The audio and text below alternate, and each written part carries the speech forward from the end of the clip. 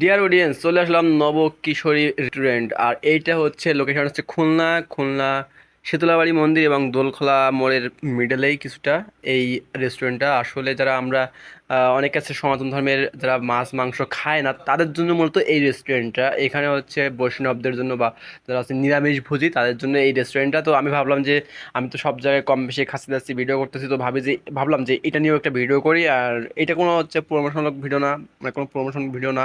এটা জাস্ট আমি আমার নিজের থেকে আমিও গেলাম সেখানে খাবারটা টেস্ট করার জন্য যে এখানে কী কী আছে। তো এখানে সব রকম ফাস্টফুডের আইটেম আছে।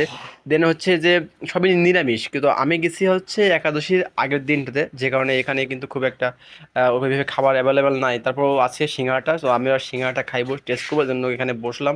তো আমাদের যে দাদা তিনি আমাদেরকে দিল খাবারটা, তো আমরা খাইলাম। দেন মনে হলো যে না, এটা আসলে নিরামিষটা এত ভালো লাগে।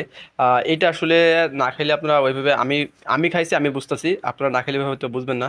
তো জাস্ট আমি লোকেশনটা শেয়ার করলাম যে হচ্ছে আপনার শীতলাবাড়ির পাশেই, মেইন রোডেই আপনার শীতলাবাড়ি এবং দোলখোলা মোড়ের মিডলেই।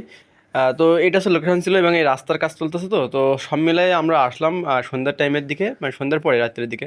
তো আমরা এখানে খাবারটা ট্রাই করলাম, ভালো লাগছে। তো খাইয়ে দিয়ে আমাদের খাওয়া দাওয়া শেষ, তো আমরা এখন বেরিয়ে যাব। আর সাথে ছিল বন্ধু দ্বীপ অ্যান্ড আমি, দুজনে আর কি এখানে খাবারটা ট্রাই করলাম। তো অন্য কোথাও অন্য কোনো খাবার নিয়ে আবারও আপনাদের সাথে গল্প হবে, গুজব হবে, দেখানো হবে, সব কিছু মিলে।